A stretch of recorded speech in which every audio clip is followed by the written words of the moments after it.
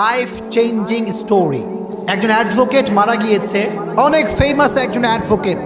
তিনি মারা যাওয়ার পর এলাকায় যখন তার মৃত্যুর সংবাদটা প্রচার করা হয়েছে মসজিদের মাইকে, গোটা এলাকাবাসীর মাঝে শোকের মাতম পড়ে গিয়েছে যে এত বড় ফেমাস মানুষ মারা গিয়েছে।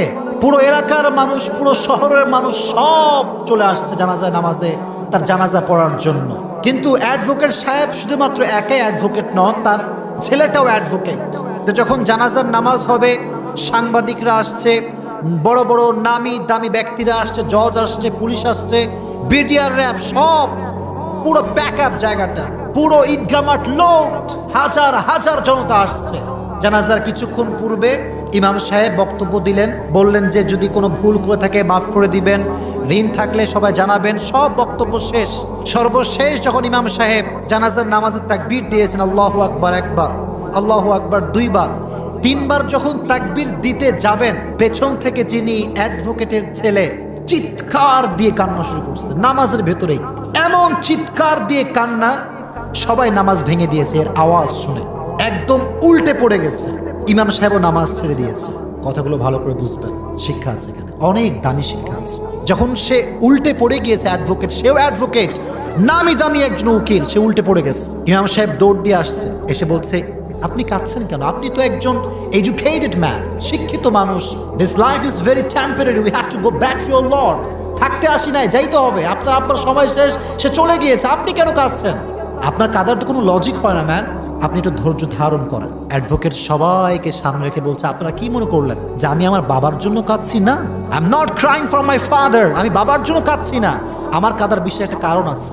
কি কারণ? সবাই অবাক, মিডিয়ার লোকরা অবাক যে কেন আপনি কাঁদতেছেন এই সময় এসে। অ্যাডভোকেট বলল, জীবনে তো অনেক সার্টিফিকেট অর্জন করছি, এসএসসি দিয়েছি, এইচএসসি দিয়েছি, মাস্টার্স কমপ্লিট করেছি, অনার্স দিয়েছি, হায়ার লেভেলের সার্টিফিকেট আমি অ্যাচিভ করেছি আমার লাইফে। কিন্তু আজ যখন আমার বাপ মারা গিয়েছে, বাপের লাশ আমার সামনে, ইমাম সাহেব জানাজার নামাজের তাকবীর দিয়েছে, আমি বিশ্ববিখ্যাত একজন অ্যাডভোকেট, বাপের জানাজার পেছনে কি দোয়া পড়তে হবে আমি জানি না, আমি জানি না। আমি তাকবীর দিচ্ছি ইমাম সাহেব, আমি চুপচাপ দাঁড়িয়ে আছি। আরে আমার মতো অ্যাডভোকেট যদি আমার বাপের জানাজার পেছনে দোয়া পড়তে না পারি, আমার এই সার্টিফিকেট দিয়ে আমার কি হবে? I am crying for that reason. আমি এই জন্য কান্না করছি। এই জন্য মুরব্বীরা কোরআন শরীফ ধরেছেন আজকে, মুরব্বীরা পড়েন আলহামদুলিল্লাহ। বড় সৌভাগ্যের বিষয়, বড় সৌভাগ্যের বিষয়।